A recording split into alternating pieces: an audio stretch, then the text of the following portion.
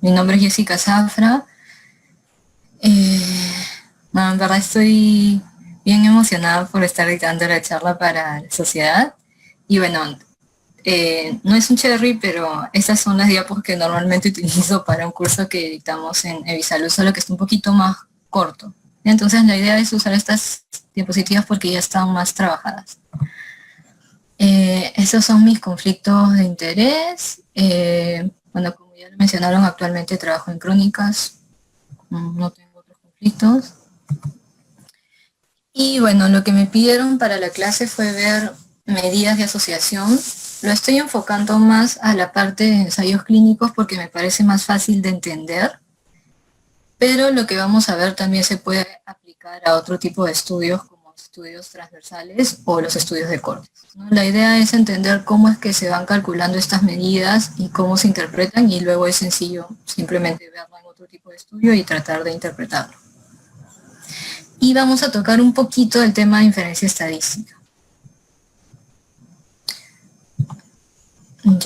Entonces, bueno, básicamente en UNECA y en general en cualquier estudio de investigación que ustedes vean, o la mayoría de estudios que ustedes vean, van a partir de una pregunta de investigación, y a partir de esta pregunta es que se va a tener esta idea de hacer un estudio, ¿no? Puede ser un ensayo, un estudio de cortes, un estudio transversal. Lo cierto es que muy pocas veces se puede alcanzar a la totalidad de la población.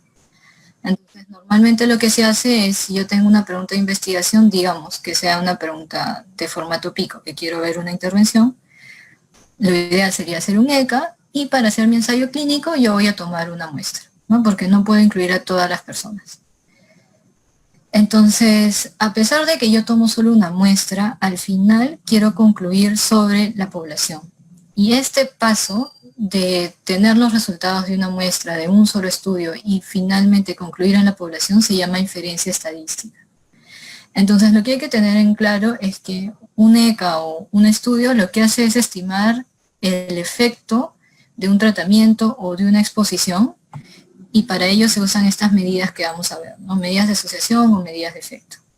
Y estas medidas vienen acompañadas de un intervalo de confianza. Entonces, normalmente lo que vamos a ver es esto, ¿no? Si tengo un estudio y tengo un OR de 1.4 o 1.40, quiere decir que este es el valor que se encontró en la muestra del estudio. Pero si yo quiero hablar del resultado del OR en la población, tengo que hacer inferencia, y esta inferencia consiste en calcular estos intervalos de confianza, ¿no? Entonces, normalmente cuando ustedes lean un artículo van a tener el estimado puntual, que es este de acá, y su intervalo de confianza. Uno nos habla de lo que yo encuentro en la muestra en este estudio, y el otro nos habla de qué es lo que yo podría encontrar en la población. Y esto lo vamos a ir repasando de nuevo conforme veamos las medidas. Y para tratar de ordenar las medidas de efecto, lo que se hace, sí, creo que es algo bastante aceptado, es dividir los desenlaces en diversos tipos, ¿no? Yo acá he colocado solo dos categorías. La primera son los desenlaces que van a ser categóricos, como por ejemplo mortalidad, que tiene dos opciones, ¿no? Es una persona está viva o está muerta, entonces es un desenlace categórico. Y para este tipo de desenlaces se pueden utilizar medidas de asociación como el riesgo relativo, o RR, el odds ratio o el OR. También hay otras medidas que de repente han visto como el ratio de prevalencias, o PR, y hay unas medidas de impacto como el riesgo atribuible. Luego tengo otra gran categoría de desenlaces que pueden ser los numéricos, como por ejemplo el peso en kilos, ¿no? Entonces yo puedo tener acá diferencias de medias, o puedo tener diferencias de medias estandarizadas. La diferencia de medias estandarizadas no lo van a ver en ensayos clínicos o en estudios transversales o de cortes, porque esto suele utilizarse más que nada en revisiones sistemáticas y se usa para juntar o hacer este promedio ponderado de los resultados de varios estudios. Ya, entonces está acá para que sepan que existe, pero no lo vamos a ver ahorita porque es algo ya mucho más ligado a la parte del análisis de las revisiones en sí. Y aparte hay otro tipo de desenlace que son los desenlaces de tiempo a evento, que tampoco lo vamos a tocar aquí porque es un poco más complejo, pero por ejemplo, el HR o Hazard Ratio o el IRR, ¿no? Que de repente lo han visto antes. La idea es que es un desenlace que puede ser categórico, como por ejemplo mortalidad, pero que además esté ligado al tiempo, ¿no? Entonces no solamente miden está vivo o está muerto al final del estudio, sino que miden cada cierto tiempo van siguiendo al paciente, van viendo que en el tiempo 1 está vivo o está muerto, en el tiempo 2 está vivo o está muerto, y al final la medida de asociación te da una relación entre el tener el desenlace y el tiempo. Ya, pero eso no lo vamos a tocar ahorita porque es un poco complejo. Ya lo que vamos a ver en esta ponencia es más que nada desenlaces categóricos, vamos a ver estas medidas, y para los numéricos vamos a dar la diferencia de medidas. Entonces, para empezar con el RR, acá tengo un ensayo clínico ficticio. Supongamos que en un ensayo se quiere evaluar el efecto de un tratamiento, digamos de sustancia X, en el control glicémico en pacientes con diabetes mellitus tipo 2. Entonces, lo primero que yo tengo que saber cuando voy a estar leyendo un estudio tratando de entender estas medidas de asociación es saber cuál es la pico de ese estudio. En este caso hemos visto que la población van a ser los pacientes con diabetes, la intervención va a ser esta sustancia X, mi comparador va a ser un placebo, que acá no lo he puesto, pero digamos que es un placebo, y el desenlace va a ser el control glicémico, ¿no? Que es lo que dice acá. Entonces luego tenemos que preguntarnos, ok, este desenlace, ¿qué tipo de desenlace va a ser? No, entonces ya les había mencionado, bueno, primero pueden verlo acá, ¿no? Si es un desenlace que se llama control glicémico y se define mediante esta variable hemoglobina glicosilada menor a 7%, entonces ya saben que es menor a 7 o mayor o igual a 7, ¿no? Entonces tiene dos categorías y por lo tanto es un desenlace dicotómico, ¿no? Categórico dicotómico. Y eso también lo pueden ver porque ahorita estamos viendo riesgo relativo, ¿no? Entonces estamos frente a un desenlace categórico. Y lo que vamos a ver ahora es estos resultados ficticios del estudio. Supongamos que en el estudio yo tenía mi brazo o mi grupo intervención que recibió la sustancia X. En total había 500 personas en este grupo. Luego tenía el grupo que recibió el placebo. Acá había 500 personas. Y en todo el estudio yo tenía mis 1000 personas. Ahora lo que yo voy a ver es los desenlaces. Estos es los que tienen control glicémico y estos son los que no tienen el control glicémico al final del estudio. Entonces, si yo veo los que tienen control glicémico, en total fueron 190 y los que no tienen el control glicémico fueron 810. Ahora, ¿qué es lo que voy a ver cuando quiero calcular el riesgo relativo? Básicamente, tengo que ver las probabilidades o la incidencia de mi desenlace por cada uno de los grupos. Entonces, si quiero ver la incidencia de tener el control glicémico en el grupo que recibió la sustancia X, voy a dividir estos de acá, que fueron 100 personas que tuvieron el desenlace en este grupo, entre el total de personas que estaban en el grupo. O sea, 100 entre 500. En el caso del placebo, voy a hacer algo muy similar. Voy a tener que aquellos que tuvieron el control glicémico y recibieron el placebo fueron 90 personas y en el grupo placebo en total tenía 500 personas, ¿no? Entonces simplemente divido esto y en el grupo intervención tendré un 20% o un 20% de probabilidad de tener el desenlace y en el grupo control un 18% de probabilidad de tener el desenlace. Entonces hasta aquí hemos calculado las probabilidades por cada grupo y luego para calcular el RR lo que tengo que hacer es sencillo, es simplemente dividir la probabilidad en el grupo intervención entre la probabilidad en el grupo control. Entonces es 20 entre 18. Y eso nos va a dar un valor de 1.11. Si tienen dudas, me avisan, por favor. Entonces hasta acá tenemos el RR de 1.11. Lo que vamos a ver ahora es cómo voy a interpretar este valor de 1.11, ¿no? O sea, ¿qué me está diciendo exactamente? Ya sabemos que estamos comparando las probabilidades de un grupo versus las probabilidades de otro grupo. Y lo estamos haciendo de una forma relativa, porque estamos haciendo una división de las dos probabilidades. Entonces lo que nos va a decir es cuánto más o cuánto menos es la probabilidad de tener el desenlace con respecto a mi grupo control, ¿ya? Porque si recuerdan en la división, la probabilidad del grupo control estaba abajo, ¿no? El RR, bueno, esto es teórico, puede tomar valores entre 0 e infinito, y hay que tener en cuenta que si el RR es igual a 1, significa que no hay una asociación o no hay un efecto.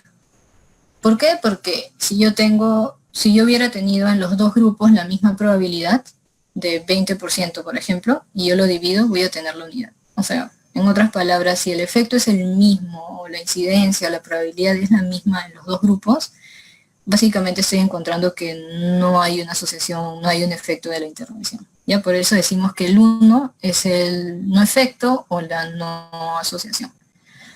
Entonces ahora vamos a ver cómo se interpreta esto, ¿no?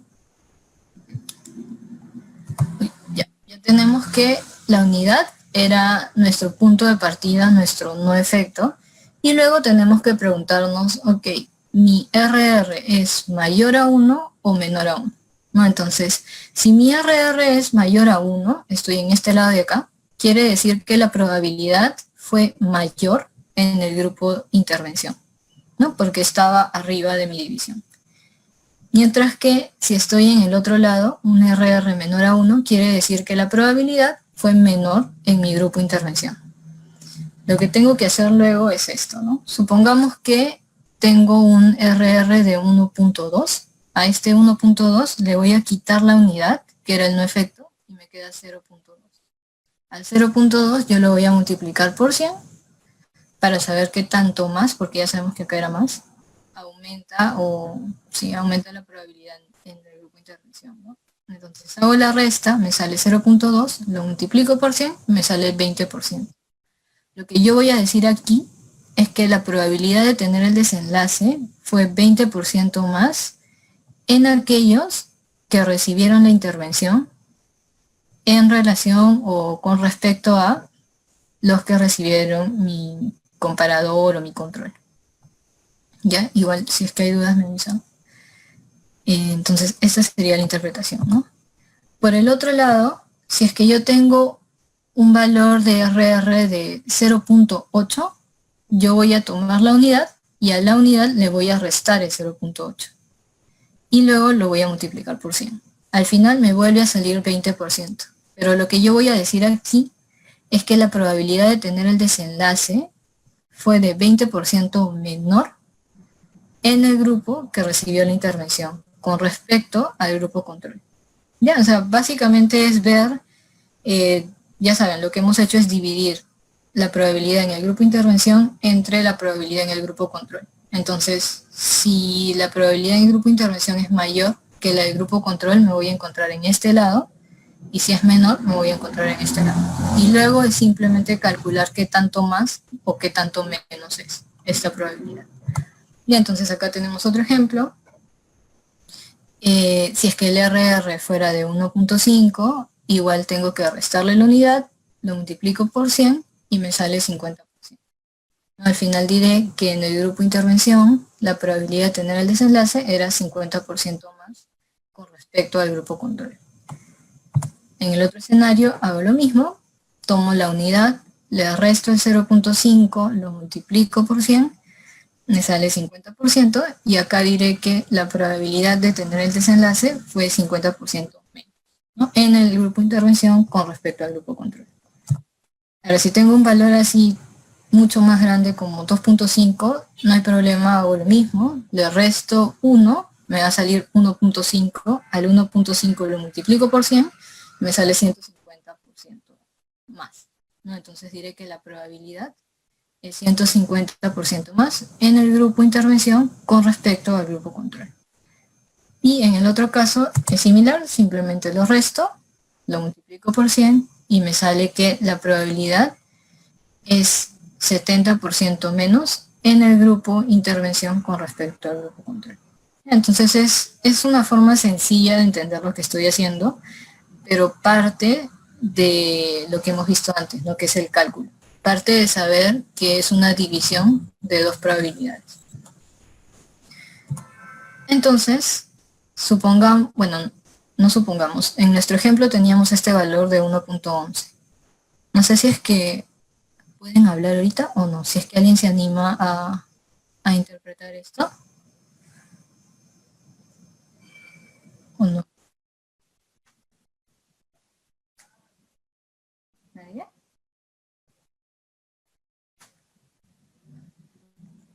Ya no hay problema. Entonces, habíamos dicho que si era mayor a 1, lo que yo hacía era restarle la unidad.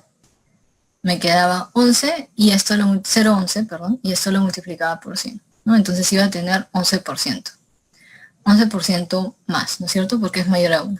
Entonces yo diré que las personas que tomaron la intervención, o sea, perdón, yo diré que dentro de los pacientes con diabetes mellitus, las personas que tomaron la intervención, o sea, los que tomaron la sustancia X, tuvieron 11% más de probabilidad de tener el control glicémico con respecto al placebo, ¿no?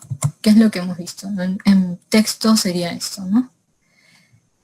Nuevamente, si es mayor a 1, lo que yo hago es restarle la unidad para saber qué tanto por ciento más es con respecto a mi grupo comparado.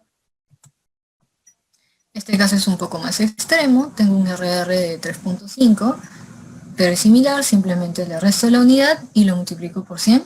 Y si es que hago eso, tendré que la probabilidad en el grupo intervención, o sea, los que recibieron sustancia X, será de 250% más en comparación al grupo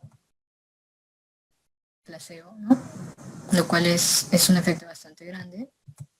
Y en este otro ejemplo, supongamos que el RR es de 0,65, lo que yo voy a tener acá es un valor menor a la unidad, entonces tengo que tomar el 1, le resto el 0.65 y me sale 0.35, ¿no? Simplemente lo multiplico por 100 y tengo que en estos pacientes con diabetes, la probabilidad de tener el control glicémico, que es mi desenlace, en el grupo que recibe la intervención, o sea, la sustancia X, fue del 35% menos con respecto al grupo placebo. ¿No? En otras palabras, los que toman mi intervención tienen menos probabilidad de controlar la diabetes.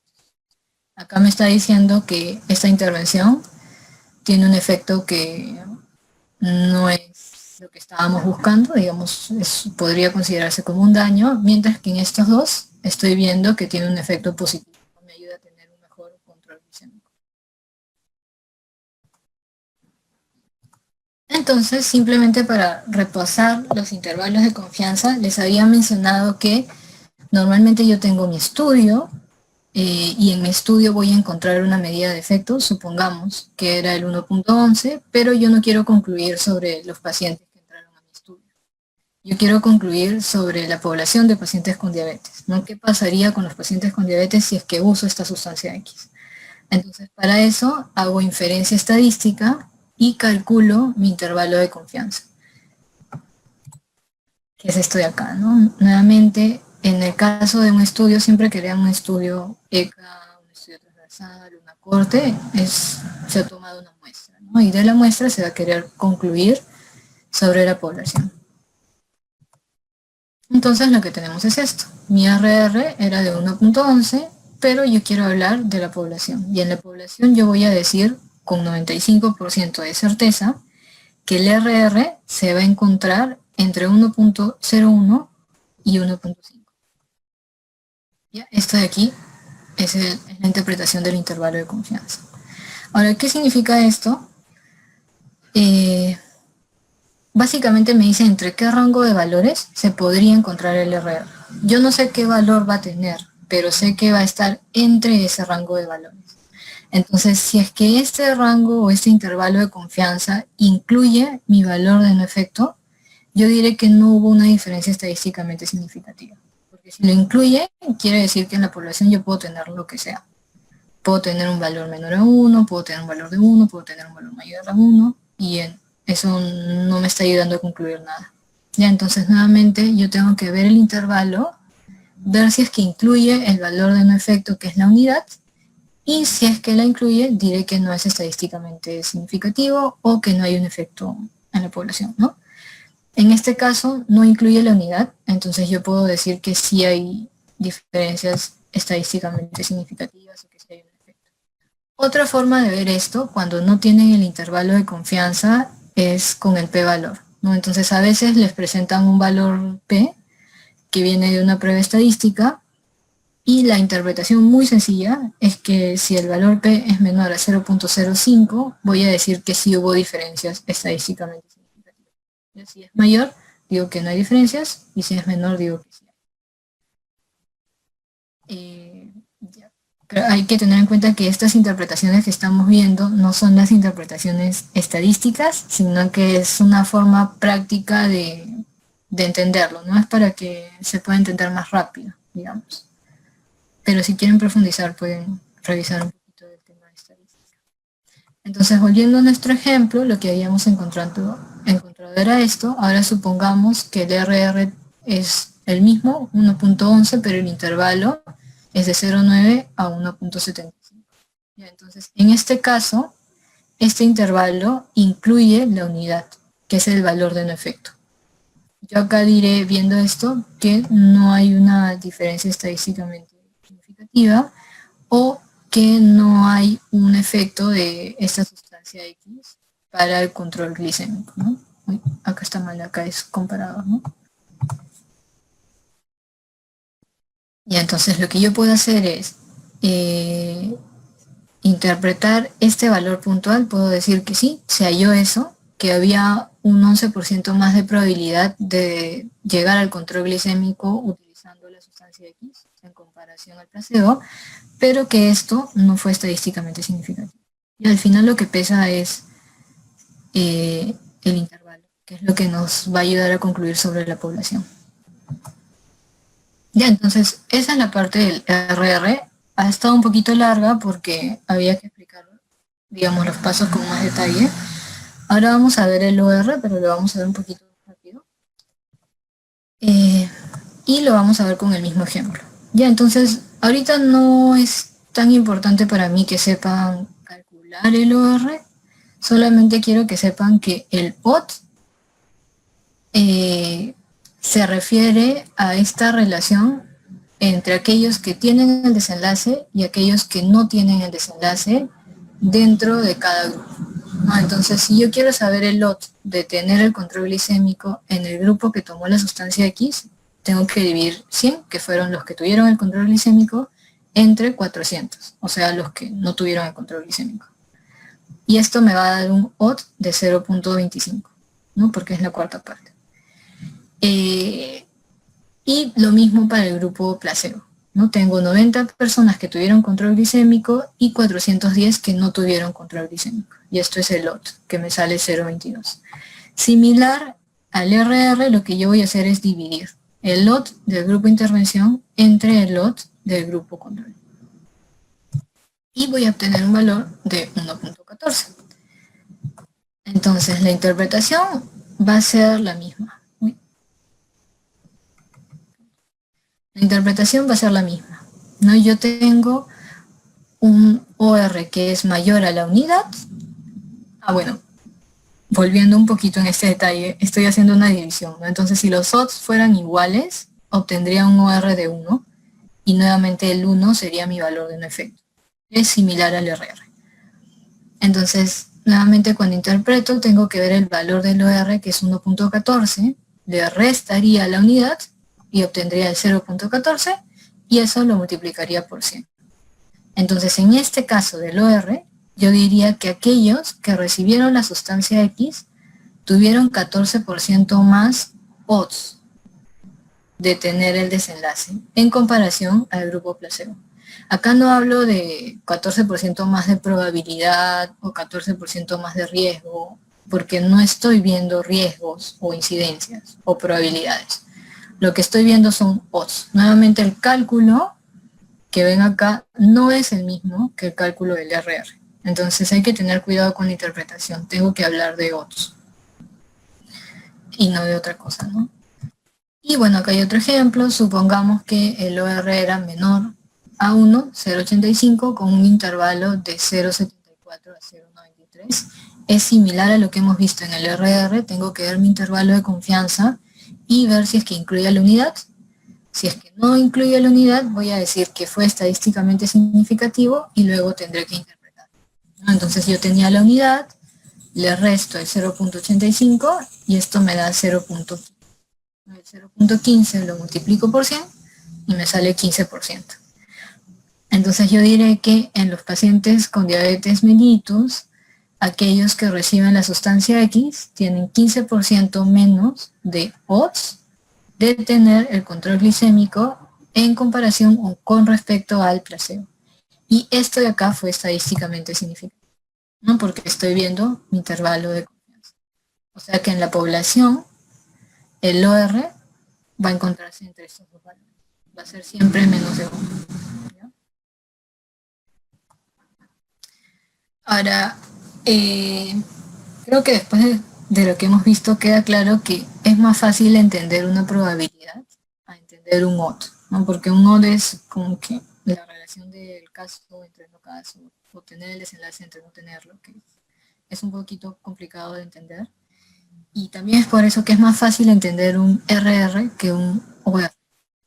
¿Ya? Sin embargo, cuando vemos la parte estadística, es más fácil o es más, sí, digamos que es más sencillo calcular el OR que calcular el RR. Ya son cuestiones estadísticas. Entonces, en muchos artículos van a encontrar ORs. Incluso en ensayos clínicos, cuando se podría calcular un RR, van a encontrar un OR. Lo que se tiene que saber es que el OR, digamos que se puede intercambiar o se puede interpretar como si fuera un RR si la probabilidad de tener el desenlace es baja, si es menos del 10%. Entonces, en esos casos, cuando la probabilidad de tener el desenlace es baja, el OR y el RR van a ser muy parecidos y yo puedo simplemente intercambiarlos, y para no estar interpretando el O de tal cosa, puedo interpretarlo o entenderlo como si fuera la probabilidad de, pero solo cuando es poco frecuente el desenlace. Y el otro lado es qué pasa cuando el desenlace es más frecuente, ¿no? Cuando es más del 10%. Ahí lo que va a pasar es que el OR va a sobreestimar el RR, ¿no? Entonces, por ejemplo, acá habíamos visto que nuestro desenlace, o perdón, en este otro ejemplo que tenemos una intervención, un control, y nuestro desenlace es la mortalidad. Hay un grupo de personas que murió, un grupo que no murió. Y si yo quiero saber cuál es la probabilidad de tener el desenlace, me voy abajo, ¿no? Todos los que murieron entre todos los que participaron en el estudio. Sería 19 entre 1000. Esto me da 1.9. ¿No? Entonces es menos de 10% y puedo usar tranquilamente el OR o el RR. Si volvemos a nuestro ejemplo, nuestro ejemplo tenía el mismo valor, ¿no? Entonces, en este caso, en teoría, podría usarlo o podría intercambiarlo. Si se acuerdan, el RR era de 1.11, el OR es de 1.14. De todas maneras, el OR es mayor al RR, pero por poquito, ¿no? No es mucha la diferencia. Si esto fuera mucho más frecuente, el OR sería mucho más grande y exageraría mucho más el efecto. Ya por eso es que hay que tener cuidado con cómo se interpretan estas medidas.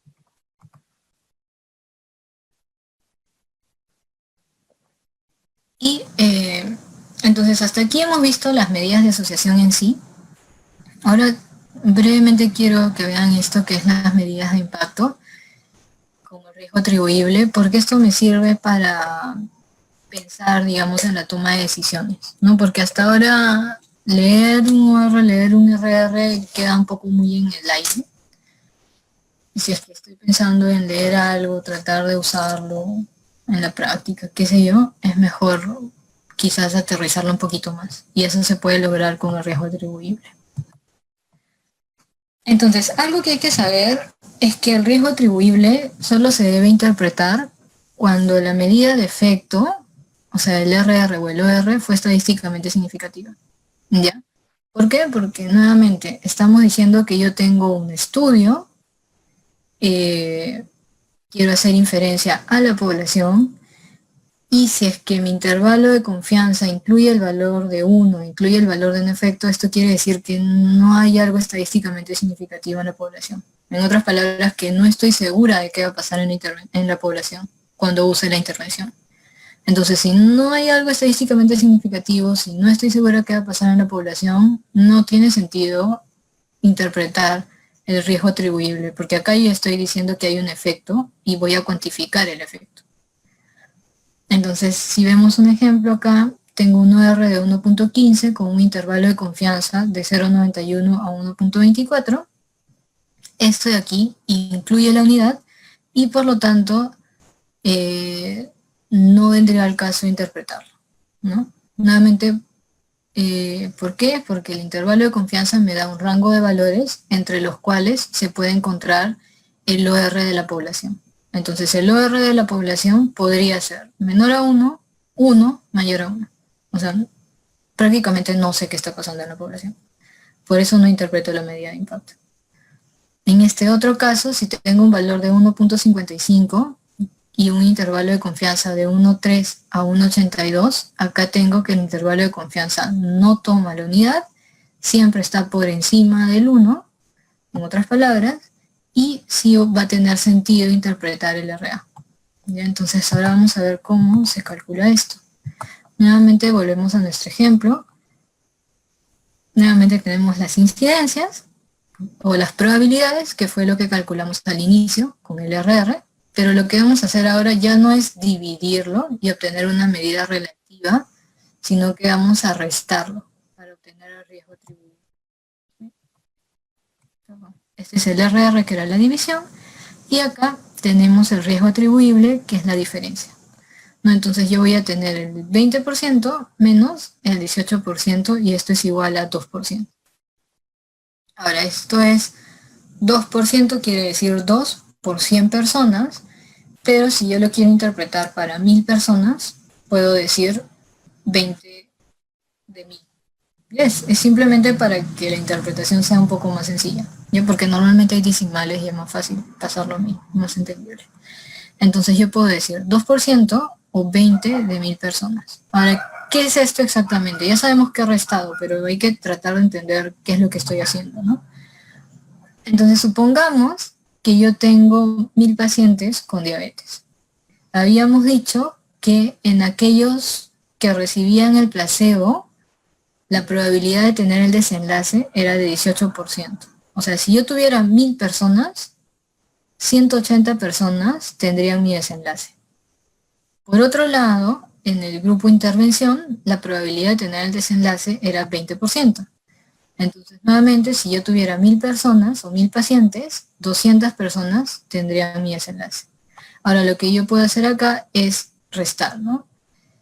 Esto es todo lo que yo obtendría si es que mis 1000 pacientes recibieran la sustancia X, y esto es todo lo que yo obtendría si los 1000 recibieran el control o el placebo. Lo que yo quiero saber es cuánto más estoy ganando por dar la sustancia X en lugar de dar el placebo. Entonces esto de aquí es una resta, ¿no? El cuánto más simplemente es la resta. Sería 200 menos 180 y me da 20 pacientes. Y la interpretación es esta, ¿no? Si 1000 personas hubieran recibido este tratamiento, esta sustancia X, en lugar de este placebo, 20 personas más hubieran logrado el control glicémico. ¿Ya? Es más, porque ya sabemos que si solamente les da el placebo, 180 personas iban a tener el control glicémico. Y entonces yo quiero saber qué es lo que está cambiando, cuántas más se van a beneficiar si es que yo utilizo esta intervención en lugar de la otra. Y entonces hago la resta y digo que 20 más van a tener su control glicémico.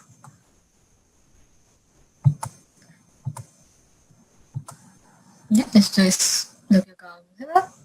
Es simplemente para que se entienda un poco. No estamos partiendo de 1000 personas. No, si 1000 personas o 1000 pacientes con diabetes reciben la sustancia X, en lugar de placebo, 20 más van a lograr su control glicémico, ¿no? Esa es la idea del RA, es un poco más palpable cuando quiero decidir algo. Diferente de decir el riesgo o la probabilidad de tener el desenlace es 11% más en un grupo en comparación al otro. No sé, es un poco más complicado de entender. Entonces hasta aquí hemos visto desenlaces categóricos. Igual si hay alguna pregunta me aviso. Y lo que vamos a ver ahora de forma breve es la parte de desenlaces numéricos. ¿Ya? Entonces, dentro de los desenlaces numéricos vamos a centrarnos en una medida de asociación o de efecto, que es la diferencia de medias, y esta sí la vamos a dejar porque es un poquito más complicada de explicar. Entonces, supongamos que tenemos otro estudio en el cual teníamos como desenlace o como objetivo mejorar la actividad física, ¿ya? Y para esto tengo una intervención y un control. Entonces, lo que yo hago es, doy mi intervención a un grupo, doy mi control al otro grupo, y al final les mido la actividad física, como minutos al día. Y tengo que la media de actividad física en minutos día en el grupo intervención fue de 17.6 y la media en el grupo control fue de 14.2. Entonces, si yo quiero saber cuál es el efecto de la intervención, acá es bien sencillo, simplemente al 17.6 le resto el 14.2 y voy a obtener 3.4. ¿No? Entonces, ¿qué voy a decir? Que el grupo intervención presentó 3.4 minutos más de actividad física en comparación con el grupo control. ¿No? Es bien directo porque estoy viendo qué es lo que yo estoy haciendo. Y en este caso, como se trata de una resta, lo que hubiera pasado si las medias fueran iguales es que yo hubiera obtenido un valor de 0, ¿no? Entonces, en este caso, mi valor de no efecto o de no asociación es el 0. Ya no es el 1, como era antes para el RR o el OR, ¿no? Porque el otro era una división. Este de aquí es una resta, entonces mi no efecto es el 0. Y nuevamente vamos a volver a esta idea de la inferencia estadística y los intervalos de confianza, porque habíamos mencionado que este resultado de 3 y pico, bueno, acá le he puesto 4, venía de un ensayo. Entonces en el ensayo he encontrado que la diferencia de medias es de 4, pero si yo quiero saber cuál va a ser el efecto de esta intervención en la población, tengo que calcular mis intervalos de confianza para hacer esta inferencia. Y supongamos que el intervalo de confianza va de 1 a 10 minutos más de actividad física al día. Entonces esto quiere decir que tengo un 95% de confianza de que el valor de la diferencia de medias en la población se va a encontrar entre 1 y 10. Nuevamente, como esto no incluye al 0, puedo decir que es estadísticamente significativo. Similar a lo que habíamos visto antes, está la relación con el valor P, ¿no? Entonces el valor P, supongamos que no tengo este intervalo que solo me da un valor P, tengo que ver cuál es el valor del P. Si es que esto es menor a 0.05, diré que hay diferencias estadísticamente significativas, y si es que es mayor, diré que no hay diferencias. O sea, no hay un efecto de mi intervención en la actividad física, ¿no? En la población. Entonces, hasta aquí todo bien. Hemos visto que esta intervención lo que hacía era aumentar la actividad física 3 minutos al día. Pero lo que tengo que preguntarme ahora es si esto es clínicamente importante, ¿no? O sea, estoy desplegando toda una intervención para que una persona haga en promedio 3 minutos más de actividad física. Y ahora tengo que pensar, ok, 3 minutos más de actividad física realmente va a impactar en la vida de la persona, va a cambiar en algo su riesgo cardiovascular o no, ¿no? Y eso es lo que nosotros llamamos diferencia mínima clínicamente importante. Es cuánto es lo mínimo que debe cambiar mi variable, en este caso la actividad física, para que haya algún beneficio en el paciente. A veces se frasea como cuánto es lo mínimo que debe cambiar la variable para que el paciente se dé cuenta, ¿no? Si es que estoy hablando de dolor, por ejemplo, cuánto es lo mínimo que tiene que cambiar el dolor para que el paciente sienta un alivio, ¿no? Esto es algo similar. En este caso, ¿cuánto es lo mínimo que tendría que aumentar la actividad física al día para que, no sé, el paciente tenga un mejor perfil cardiovascular, menos riesgo de infarto, qué sé yo, ¿no? Entonces hay que preguntarnos eso también. No es simplemente ver, ok, es significativo, sino hay que ver si es relevante realmente. Y para entender eso, tenemos aquí un pequeño gráfico, que como están en el curso de revisión sistemática, lo deben haber visto o lo van a ver pronto. En este gráfico, en este eje X, tenemos el efecto. Como estamos hablando de una diferencia de medias, vamos a tener acá el 0, que va a ser el valor de no efecto. Por encima del 0 tengo valores positivos, por abajo del 0 tengo valores negativos, y acá tengo dos líneas. ¿Ya? Estas líneas vamos a llamarla diferencia mínima clínicamente importante. O sea, que si mi diferencia de medias es más grande que estas líneas de acá o por acá, yo voy a decir que el efecto de esta intervención fue clínicamente importante. Entonces, en el primer ejemplo, tenemos esto, ¿no? Hay que recordar que este puntito va a ser mi estimado puntual, o sea, ese valor puntual que encontramos en la muestra o en el estudio, y este intervalo de confianza va a ser un valor o un rango de valores, perdón, entre los cuales se va a encontrar el tamaño del efecto o la diferencia de medias, en este caso, en la población. Entonces, nuevamente acá yo tengo un estimado que puede ser nuestro 3.4 por 3.4 minutos y un intervalo que va desde el negativo, pasa por el 0 y va a ser positivo. Entonces, esto de acá, como está pasando por el 0, en otras palabras, en la población yo podría tener un efecto por acá negativo, un efecto positivo, al final no sé qué me va a salir, yo voy a decir que no es estadísticamente significativo. Ya básicamente porque podría salirme cualquier cosa. Podría salirme menos minutos al día, igual cantidad de minutos al día o más minutos al día al usar mi intervención. Entonces prácticamente no sé qué pasa en la población, digo que esto no es estadísticamente significativo. Ahora veamos un segundo ejemplo. En este caso, como pueden ver, tengo mi estimado puntual acá, o sea, más minutos al día, digamos, y un intervalo que va de acá a acá, que no toma el valor de no efecto, que no toma el 0, siempre es positivo. Entonces acá yo puedo decir que esto fue estadísticamente significativo. Pero no ha pasado esta línea del efecto mínimo clínicamente importante, ¿no? Entonces acá yo voy a decir que sí, tiene un efecto, es estadísticamente significativo, pero no es el mínimo que yo quiero. Es menos del mínimo necesario. Entonces diré que esto no es clínicamente relevante. Ahora supongamos que yo encuentro esto. Ya, en este caso está favoreciendo a la intervención. Ya en este caso está favoreciendo al comparador. Ya, entonces nuevamente tengo mi estimado puntual, tengo mi intervalo de confianza y acá veo que no está tomando el valor de un efecto. Entonces yo voy a decir que esto es estadísticamente significativo. Pero si yo veo mi intervalo de confianza, también está cruzando mi límite para decir que es clínicamente relevante. Entonces, en algunos casos, o mejor dicho, yo no sé dónde va a estar el efecto de la población. No sé si va a estar en esta zona, que mi efecto no es clínicamente importante, o en esta zona, en la cual es clínicamente importante. Y entonces, como no sé dónde va a estar, porque el intervalo incluye esta línea de la diferencia mínima clínicamente importante, diré que esto no fue clínicamente relevante. Ya, entonces, ¿fue estadísticamente significativo? Sí, igual que el anterior, pero no es clínicamente relevante. Nuevamente, para que no se confundan mucho, en este caso lo que yo estaría diciendo es que aquellos que recibieron el control tuvieron mayor actividad física que aquellos que recibieron la intervención. ¿Ya? Diferente de acá, ¿no? Los que están para este lado son los que tuvieron mayor actividad física con la intervención.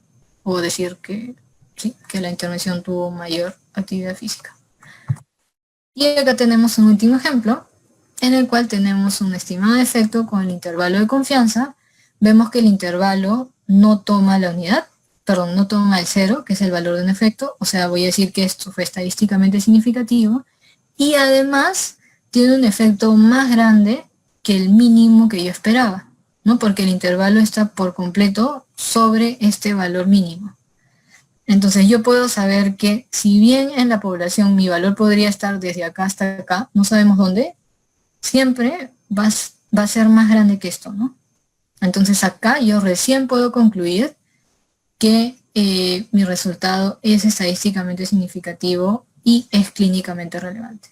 Ya en este caso no le he puesto valores, pero la idea es, de acuerdo al desenlace que se tiene, ir viendo cuál es esta diferencia mínima. No, en el caso de actividad física, quizás podríamos tomar las recomendaciones de OMS, que creo que son 30 minutos, no, son 3 días, 30 minutos al menos, cada uno de esos días. Son como 90 minutos, entre 7 10 y tanto. O sea, quizás esto sea como que 10 y tantos minutos, ya, 10 digamos, 10 minutos. Si es que estoy, si es que puedo aumentar más de 10 minutos al día, digamos, ya, chévere, estoy aumentando. Y si es que no llego al menos a 10 minutos al día, no sería clínicamente relevante. Y es lo mismo para todos los desenlaces cuantitativos que encuentren, ¿no? Entonces, esto es lo que había preparado. No sé si tienen alguna duda.